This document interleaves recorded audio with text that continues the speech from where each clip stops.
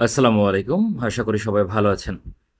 তো আজকে যে বিষয় নিয়ে আলোচনা করব সেটা হচ্ছে ইসরায়েল ইরানের ব্যাপক হামলা চালাইছে, যে কারণে ইরানের বিভিন্ন অঞ্চলে প্রায় ১২-১৩টা অঞ্চলে হামলা চালাইছে, যেখানে ইরানের শীর্ষ যেসব জেনারেল এবং তো সেনাপ্রধান পর্যন্ত নিহত হয়েছে ইসরায়েল আক্রমণে। এবং প্রথম সারির যত মিলিটারি লিডার ছিল এবং পলিটিক্যাল লিডার ছিল তাদের একটা বড় অংশই এই হামলায় নিহত হয়েছে, যেটা ভয়ঙ্কর ব্যাপার। এবং ইরানের অনেক মিলিটারি সাইট, স্টোরেজ, পারমাণবিক কেন্দ্রের অনেক অংশ ধ্বংস হয়েছে। তো সেটা নিয়ে ডিটেলস আলোচনা করব। তারপর আমাদের কিছু জানতে হবে, এই ম্যাপ জানতে হবে। হুম কিছু দেশ সম্পর্কে আমরা জানি। আমরা ম্যাপে যদি দেখি, ইসরায়েল বোঝা যাইতেছে না খুব একটা, ওটা পরে বোঝা মানে, পাশে হলো লেবানন, ওটাও পরে বোঝা মানে। এই যে সিরিয়া, এটা জর্ডান, এটা ইরাক। হুম জর্ডান কিন্তু এই পুরাটা, এটা সৌদি আরবিয়া, এটা হলো মিশর, এই পর্যন্ত পুরোটাই মিশর। এটা সৌদি আরবিয়া বিশাল, আরব আমিরাত, কাতার, এই যে হলো ইরান বড়, হ্যাঁ, ওমান, ইয়েমেন। মোটামুটি একটা বোঝা গেল ম্যাপ সম্পর্কে। এখানে আবার ফিরে আসবো, কারণ আলোচনার প্রেক্ষিতে আমাদের ফিরে আসতে হবে। তো দেখেন, এখানে যে ইসরায়েল দেখতে পাইতেছি, এটা হলো এই সাদা অংশটা ইসরায়েল, কিন্তু আসলে এটা ইসরায়েল না। ইসরায়েল আসলে সামরিকভাবে চিন্তা করতে গেলে, এই যে একটু গাজা দেখেন, আসলে এটা আহ, এখন ইসরায়েলের অংশই বলা যায়, মানে সামরিকভাবে চিন্তা করবেন, প্র্যাকটিক্যাল। আর এইটা হলো ওয়েস্ট সাইড গাজা, অর্থাৎ ফিলিস্তিন হিসেবে আমরা চিনি। এটা হলো গাজা, এটা ফিলিস্তিনের মেইন অংশ বা ওয়েস্ট ব্যাংক। এটা ওই ধরেন ইসরায়েলি, ঠিক আছে, এই ইসরায়েলি। তো ইসরায়েল, তো যদি ইসরায়েল হামলা করতে চায় ইরানে, তাহলে কি করতে হবে? মিনিমাম হচ্ছে সিরিয়ার আকাশসীমা যেতে হবে, এখান থেকে ইরাকে যেতে হবে, তারপরে ইরাক থেকে হামলা করবে মাল্টিপল সাইটে, যেখানে যেখানে মনে চায়। ইভেন তো ইরানেও যেতে পারবে যদি প্রয়োজন হয়। এখন অনেকে বলতে পারেন এখান দিয়েও তো হামলা করতে যেতে পারে, তাই না? হ্যাঁ, যেতে পারে। সেক্ষেত্রে জর্ডান এবং সৌদি আরবের আকাশসীমা ভঙ্গ করতে হবে। কিন্তু সেটা করতে গেলে পলিটিক্যালি এবং অলডের বিভিন্ন সাপোর্ট, অনেক বিষয় থাকে, যে যে ক্ষেত্রে ঝামেলায় পড়ে যাবে ইসরায়েল, যে কারণে সৌদি আরব বা জর্ডানের আকাশসীমা ব্যবহার করে না। আর করলে ইসরায়েলের জন্য সেটা খুব একটা ভালো হবে তা না, কারণ আম, ইরানও সেম রুট রুট প্লে করতে পারে হামলার জন্য, সেটা ইসরায়েলের জন্য ভালো হবে না। তো সেক্ষেত্রে ইরান যদি হামলা করে, তাহলে আপনার এই সেম রুটে হামলা করতে হবে। সেক্ষেত্রে ইসরায়েলের একটা অ্যাডভান্টেজ আছে। কি অ্যাডভান্টেজ সেটা নিয়ে পরে আবার আলোচনা করি। তো কিভাবে হামলা করলো সেখানে আমরা যাই। আপনারা ইসরায়েলের ছবি দেখতে পাইতেছেন ম্যাপে। এখন এই যে যে এই যে এটা হলো ওয়েস্ট ব্যাংক, যেটা বলছিলাম, এটা গাজা, এ পুরাটাই মনে করেন বাকওয়াচ, মানে এটা পুরাটাই হলো ইসরায়েলের অংশ। প্র্যাকটিক্যালি চিন্তা করবেন, প্র্যাকটিক্যালি এই যে এটা হলো গোলান হাইটস, যেটা সিরিয়ার অংশ, সেটাও ইসরায়েলের দখলে। তো প্র্যাকটিক্যালি মিলিটারিলি আমরা আলোচনা করতেছি, সুতরাং পুরোটাই ইসরায়েল। তো ইসরায়েল করছে কি, এই অঞ্চল থেকে বিমান বাহিনীকে ব্যবহার করছে, এই অঞ্চল থেকে বিমান বাহিনীকে ব্যবহার করছে, এখান থেকে বিমান বাহিনী ব্যবহার করে এই যে দামাস্কাস বা সিরিয়ার ম্যাপ, এখানটা ইন্টার করছে আক্রমণের জন্য। এখন আক্রমণ করতে চাইলেই তো সম্ভব না, এত ইজি না বিষয়টা, কারণ এখান থেকে এখানের রেঞ্জ, মানে এই এই দূরত্বের রেঞ্জ প্রায় ১৫০০ কিলোমিটার। এখন বলতে পারেন ১৫০০ কিলোমিটার বিভিন্ন যুদ্ধ বিমানের রেঞ্জ আছে, কিন্তু ১৫০০ কিলোমিটার মানে ৩০০০ কিলোমিটার কম্বাট রেঞ্জ লাগবে একটা যুদ্ধ বিমানের। তো ৩০০০ কিলোমিটার কম্বাট রেঞ্জ হওয়া, পৃথিবীর খুব কম যুদ্ধ বিমানে এরকম রেঞ্জ আছে আসলে, এত গর্জিলা সাইজের রেঞ্জ এখনো পর্যন্ত পৃথিবীর কোনো যুদ্ধ বিমানের আসলে ৩০০০ কিলোমিটার রেঞ্জ নাই। এক্ষেত্রে এক্সটার্নাল যে ফুয়েল ট্যাঙ্কার আছে, সেই ফুয়েল ট্যাঙ্কার ব্যবহার করতে হয়। তাছাড়া আবার মিসাইলও বহন করতেছে, সেক্ষেত্রে এক্সটার্নাল ফুয়েল ট্যাঙ্কার নিলেও এত বড় রেঞ্জ আসলে হয় না, তাহলে এখানে আক্রমণ করা যায় না। এক্ষেত্রে কি করছে, এক্ষেত্রে ইসরায়েল এই যে যে সিরিয়ার আকাশসীমা করছে কি, রিফুয়েলিং যে ট্যাঙ্কার আছে বিমান বাহিনীর, সেই রিফুয়েলিং ট্যাঙ্কারকে এখানে রাখছে, এই আকাশসীমায় রাখছে, দূরত্বে, ইরান থেকে অনেক দূরত্বে রাখছে। কিন্তু সিরিয়ার এই আকাশসীমা পর্যন্ত রিফুয়েলিং ট্যাঙ্কার কি করছে, তাকে আপনার বিমান যুদ্ধ বিমানগুলা একদম মানে যে জ্বালানি, সেই জ্বালানি সংগ্রহ করছে, যাতে রেঞ্জ বাড়ে, এক্সটেন্ড হয়। সেক্ষেত্রে এখন সিরিয়া কিছু করতে পারবে না, কারণ সিরিয়ারে শেষ করে ফেলছে। তো পলিটিক্যালি সেই বিষয়টা পরে আলোচনায় আসি। তো সিরিয়ার তো কোনো এয়ার ডিফেন্স নাই, যুদ্ধ বিমানে কিছু নাই। সে সিরিয়ার আকাশে রিফুয়েলিং ট্যাঙ্কার দিয়া এখান থেকে বিমান রিফুয়েলিং হয়ে ইরাকে গেছে। ইরাকে যাওয়ার পরে তারপরে হামলা করছে। এখন ইরাকে যাওয়ার পরে ইরানের আকাশ সীমায় কিন্তু আসলে প্রকৃতপক্ষে খুব একটা প্রবেশ করে নাই ইসরায়েলের বিমান বাহিনী, প্রবেশ করা লাগে নাই, মোস্টলি আর কি প্রবেশ করে নাই। এখন দেখতে পেতেছেন এটা হলো ইরাক, আসলে এটা পুরোটা ইরাক, আর এটা হলো ইরান, লালটা। তো এখন ইরাকের আকাশসীমা প্রবেশ করার পরে ইরানের আগ দিয়ে এখান থেকে লং রেঞ্জের যে মিসাইলগুলো, সেই মিসাইলগুলো নিক্ষেপ করছে এইসব অঞ্চলে। নিক্ষেপ করার পরে গুরুত্বপূর্ণ যত টার্গেট ছিল, যেসব মানে টার্গেট ধ্বংস করার ইচ্ছা ছিল ইরানের, ইরানের ভূখণ্ডে ইসরায়েলের পক্ষ থেকে, সেগুলা মোস্টলি বলতে পারে 99.99% ধ্বংস হয়েছে, মানে পিন পয়েন্টে ধ্বংস হয়েছে বাস্তবিক অর্থে। হয়তো কিছু স্টোরেজ আন্ডার সারফেসে যেগুলো আছে সেগুলাতে ধ্বংস করতে পারে নাই কিছু ক্ষেত্রে, সব ক্ষেত্রে নয়। আবার কিছু যুদ্ধ বিমান মিসাইলের রেঞ্জের শর্টের কারণে ইরানের আকাশসীমায় কিছুটা প্রবেশ করেছে। এখন ইরানের আকাশসীমায় প্রবেশ করলেও কেন ইরান এটার মোকাবেলা করতে পারেনি, তার অনেক কারণ আছে। প্রথম কারণ, ইরানের কোনো বিমান বাহিনী আসলে নাই। ইরানের বিমান বাহিনী এই ভাঙাচুরা বিমান বাহিনী।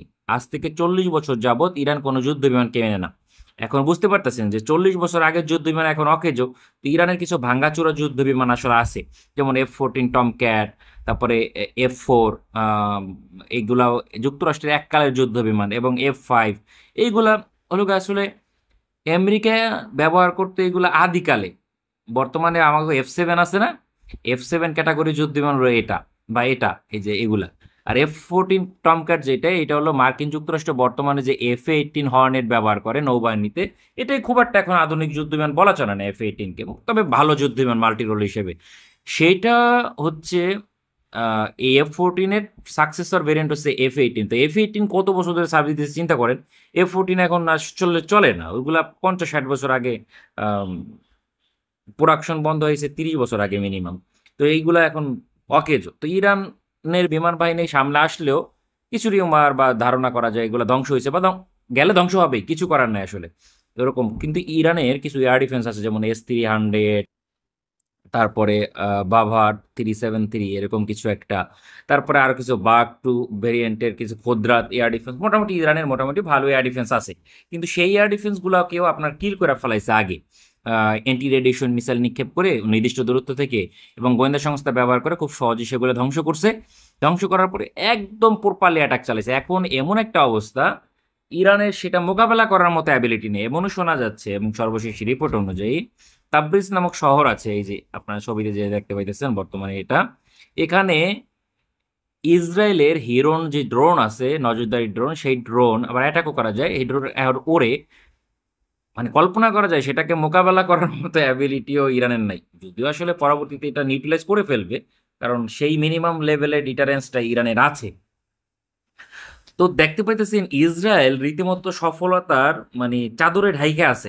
কিভাবে আছে সেটা নিয়ে আমরা এখন একটু আলোচনায় যাব, তাহলে বুঝতে পারবেন যে কিভাবে এটা হলো। আমি প্রায় 6 থেকে 8 মাস পূর্বে আপনাদের পোস্ট দিয়ে বলেছিলাম যে এখন গাজাকে ধ্বংস করে ফেলতে পারবে সফলভাবে, লেবাননকেও ধ্বংস করে ফেলতে পারবে সফলভাবে, কারণ ওই লেভেলটা ও অর্জন করে ফেলছিল ওই সময়, মানে মিলিটারি লিডারশিপ ধ্বংস করছিল। যখন এই গাজা ধ্বংস করা হয় মিলিটারি লিডারশিপ, তখন কি করে, লেবাননে আগ্রাসন চালায়। লেবাননের মিলিটারি লিডারশিপ যত ছিল সবাইকে ধ্বংস করে প্রথমে, তারপরে লেবাননে আগ্রাসন চালায় এবং লেবাননকে দখল করতে সক্ষম হয় মোটামুটি ভাবে। এটা হলো লেবানন, আপনারা দেখতে পাইতেছেন যে এটা লেবানন। লেবাননের এই সাউদার্ন পার্ট যেটা আছে, এটা এখন মানে বলা যায় ইসরায়েলের অংশ, কারণ ইসরায়েল দখল করে ফেলছে। আর ওই আইনে, আন্তর্জাতিক নীতিমালা, এইসব ভুয়া, এগুলাতে কি কোনো বিশ্বাস করবে না। একটা সময় কি হইতো, যুদ্ধ করতো ঘোড়া দৌড়িয়া, তরোয়ালদা যুদ্ধ করতো, ওইটাই তখন কোনো ওইরকম নীতিমালা খুব একটা হইতো না।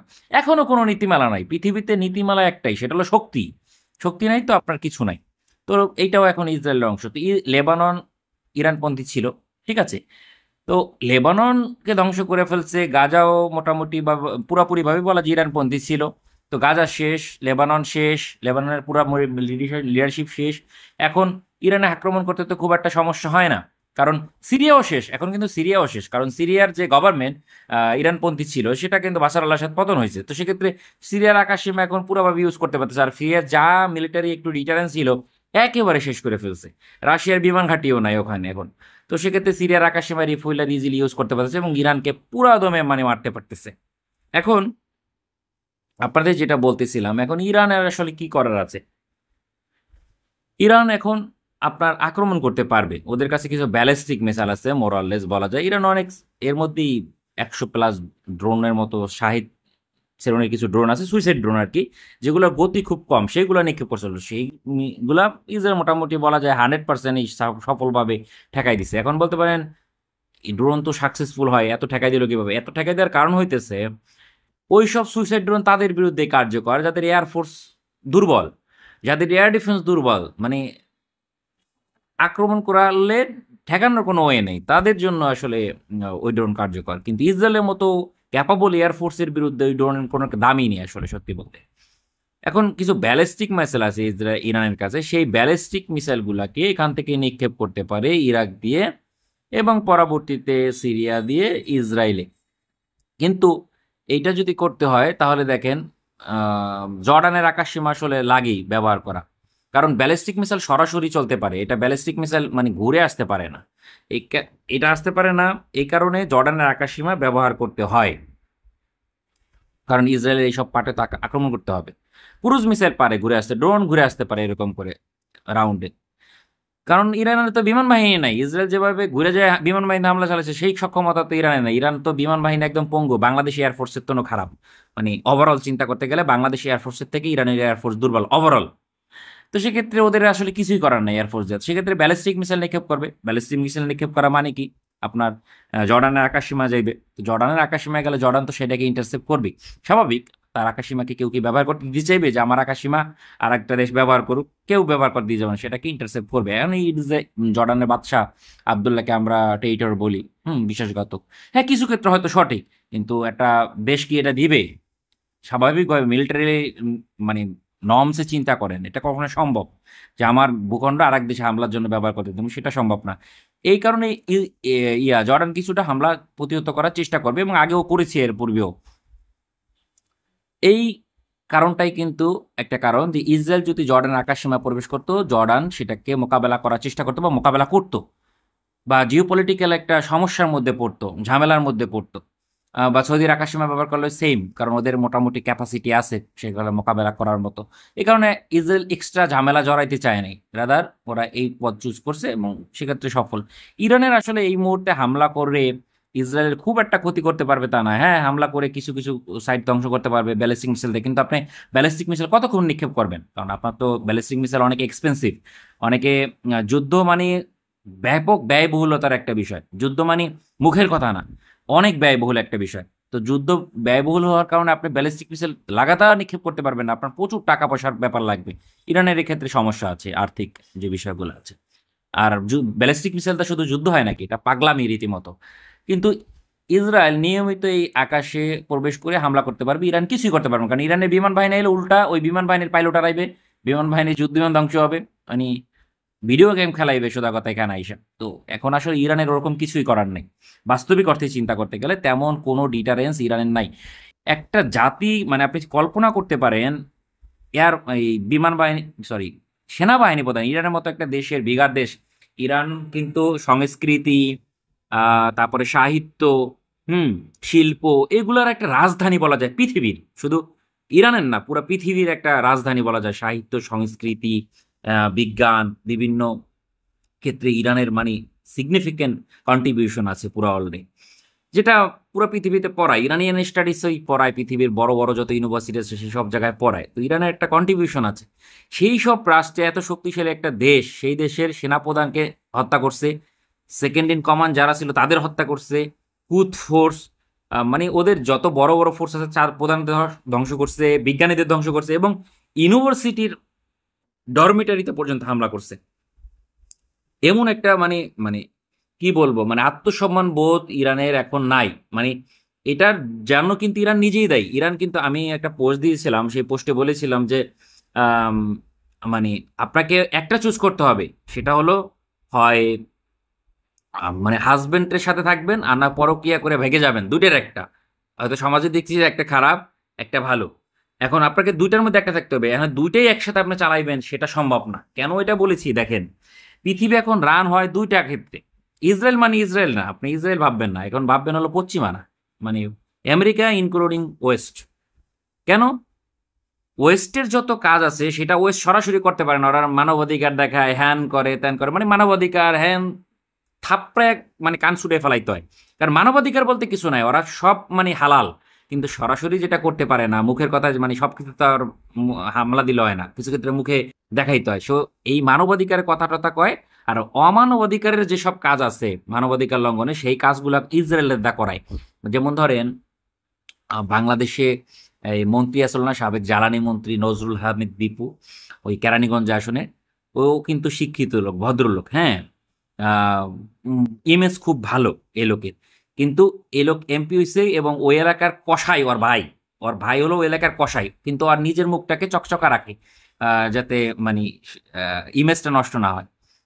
তো আবার যেমন বড় একটা উদাহরণ দিলে দেখা যায় ওই যে ভারতের নরেন্দ্র মোদীর মুখটা চকচকা রাখে, সব খারাপ কাজ হত্যাযোগ্য যা করা লাগে সেটা করে হলো অমিত শাহর হাত দা করায় বিজেপি, মানে প্রত্যেকের একটা মডেল থাকে আর কি।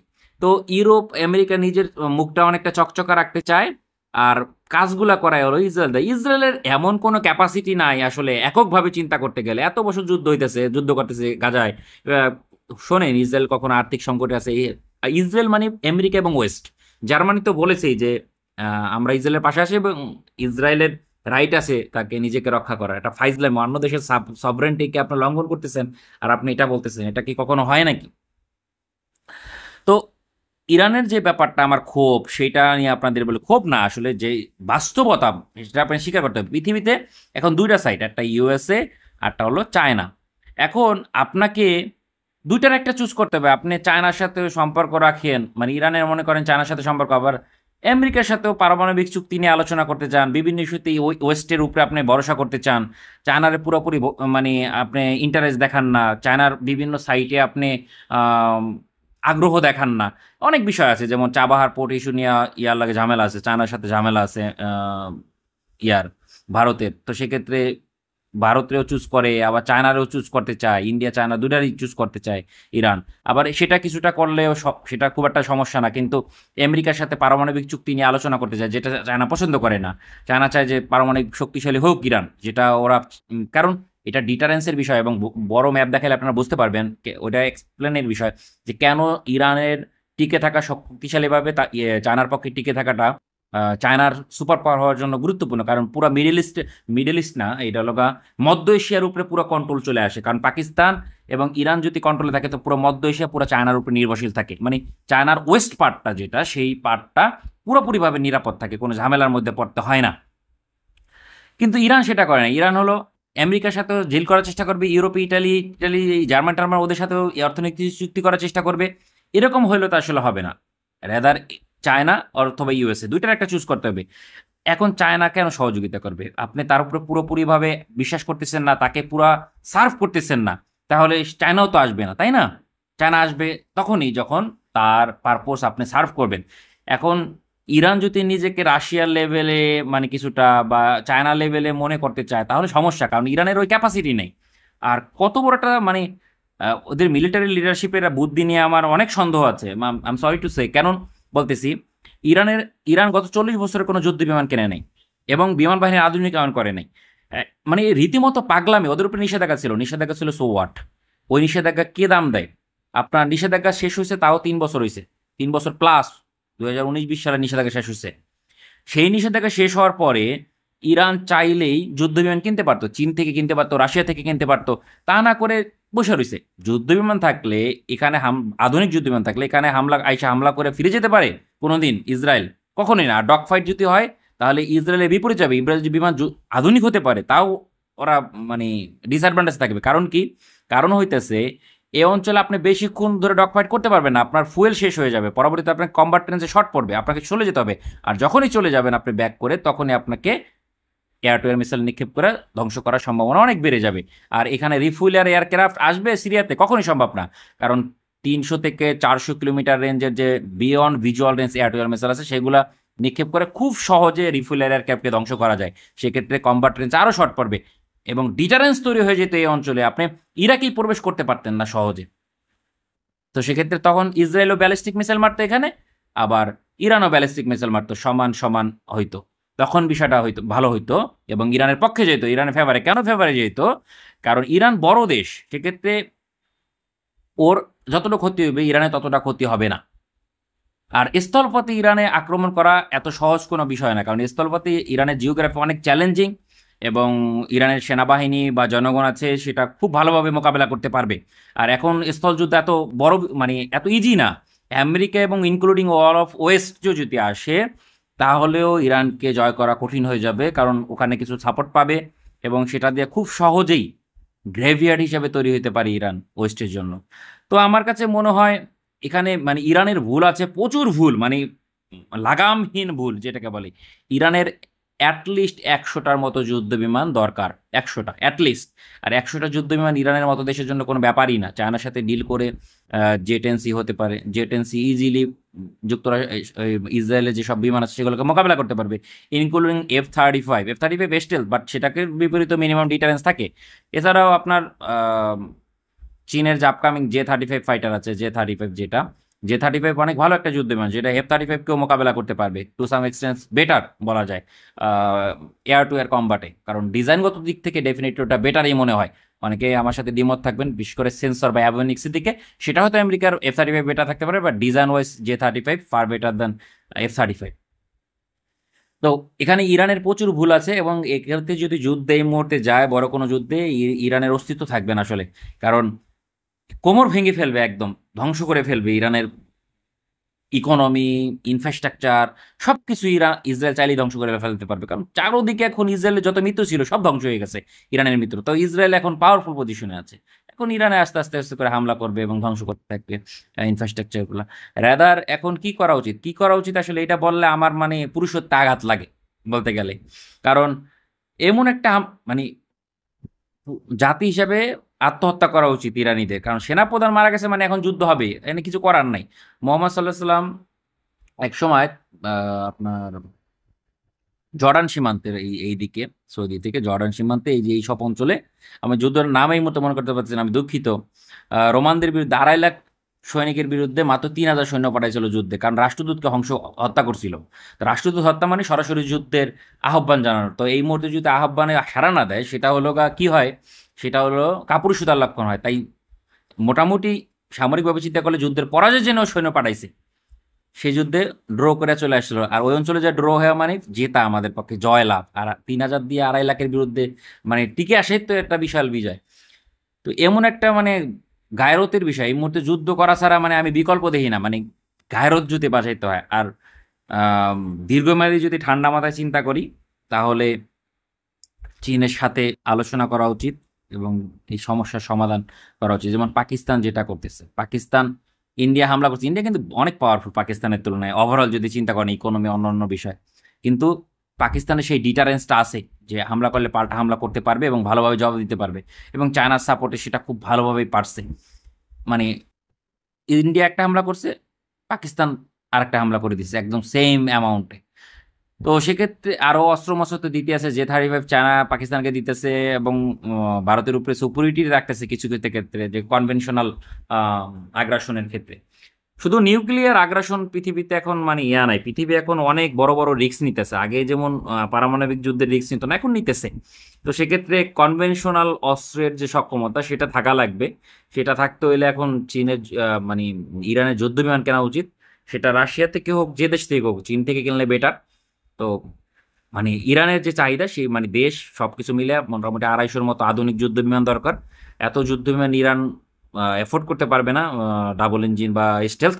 তো সেক্ষেত্রে J-10Cর মতো কোনো যুদ্ধ বিমান প্রোডাকশনে নেওয়া উচিত, নিজেদের বহরে প্রোডাকশনে দেবে কিনা, আর ওই অ্যাবিলিটি আছে কিনা অর্থনৈতিকভাবে, বা চীনের সাথে আলোচনা করলে সেটা দিবে। যদি গ্যাসের ফিল্ডের নিয়ন্ত্রণ দেয় কিছু চীনের, আপনাকে কিছু ছাড়তে হবে। আপনি সবকিছু কন্ট্রোল করতে পারবেন না, সবকিছু যদি খাইতে চান তাহলে সমস্যা। আপনার গ্যাস ফিল্ড কিছু দিতে হবে, তার বিনিময়ে আপনি নিতে পারেন। চীন থেকে যদি 150 বা 150-র মতো আপনার J-10C নিতে পারে প্রোডাকশন লাইনে নিজ দেশে উৎপাদন করে, তাহলে সেটা একটা ইরানের অর্থনীতির জন্য ভালো, কারণ জিডিপিতে অ্যাড হবে সেই অ্যামাউন্টটা। পাশাপাশি আরও J-35-এর মতো যে ফিফথ জেনারেশন ফাইটার চীনের আছে, সেগুলা আপনার 50টা 60টা এরকম আর অর্ডার দিল। তো সেক্ষেত্রে বিমান বাহিনীর স্ট্রং হলে ইরান অনেক সুপিরিয়র পজিশনে থাকতো, এই মানে বলার বাহিরে আর কি। তো বাংলাদেশের বিষয়টাও আমি মাঝে মাঝে চিন্তা করি, যে আপনারা এই দেখতে পাচ্ছেন হতাশ হলো আমার লাগে আমার দেশ নিয়ে, যে এই 17-18 বছরে লাস্টে যখন আমাদের রাইজিং এর একটা সময়, ইকোনমি সবকিছু মিলে তখন অনেক অস্ত্র কেনার কথা ছিল, বাংলাদেশ আসলে কিছুই কেনা নাই। ক্যান্টনমেন্টে যে কিছু মানে সান অফ এ বিচ বসে রয়েছে, এদের আমার মাঝে মাঝে ইচ্ছা করে ক্যান্টনমেন্টে মাঝে মাঝে হামলা দিয়ে যায়। মানে এদের আম, সংসদ ভবনে যে রাস্তা আছে, রাস্তার মানে ফ্যামিলি সহ আটকে রোলার কোস্টার আছে না, যেগুলো একদম রোলার কোস্টার মারে, রাস্তায় পেঁয়াজ ঢালা দেয়, পেঁয়াজ ঢালা দিয়ে দিতে ইচ্ছা করে ওইগুলারে। মানে কিচ্ছু করতেছে না দেশটা। বাংলাদেশের বিমান বাহিনীর অবস্থা মানে ভয়াবহ করুন না, মানে মিয়ানমার আক্রমণ দিলে আমাকে পাগল করে লাইব এরকম অবস্থা। পদ্মা ব্রিজ আপনি বাঁচাইতে পারবেন না, এরকম কিচ্ছু নাই। মানে FM91 মোতায়েন করছে ওই শফিউল্লাহ, একটা বাস্টার্ড। ও মানে 3 বছর ক্ষমতা থাকছে, কিচ্ছু করে না দেশের জন্য। দেখলাম শফিউল্লাহ ওই সময় মোতায়েন করছে FM90, ওই যে বর্মনে গেছে পদ্মা সেতু নিরাপত্তা। FM90 একটা ফালতু এয়ার ডিফেন্স সিস্টেম, ওইগুলা দিয়ে পদ্মা সেতুর নিরাপত্তা নিশ্চিত করা যায় নাকি? আর ডিটারেন্স থাকে নাকি? আর আপনি ডিফেন্স করে কোনো সময় নিজেকে নিরাপদ রাখতে পারবেন কি? আপনাকে অফেন্সিভ মিশনে যেতে হবে। Offence is the best defence. আপনার আক্রমণ করার সক্ষমতা আছে, তার মানে আপনি নিরাপদ। আপনি রিটালিয়েট করতে পারবেন, তার মানে আপনাকে আক্রমণ করবে না ভয়ে, যে আমি একটা ঘুষি দিলে ওটা 5 ব্যাংক করবে, নিউটনের 3rd ল অনুযায়ী। তো যাই হোক, আজকে এই পর্যন্তই। পরে অন্য কোনো বিষয় নিয়ে আলোচনা করব। ভালো থাকবেন।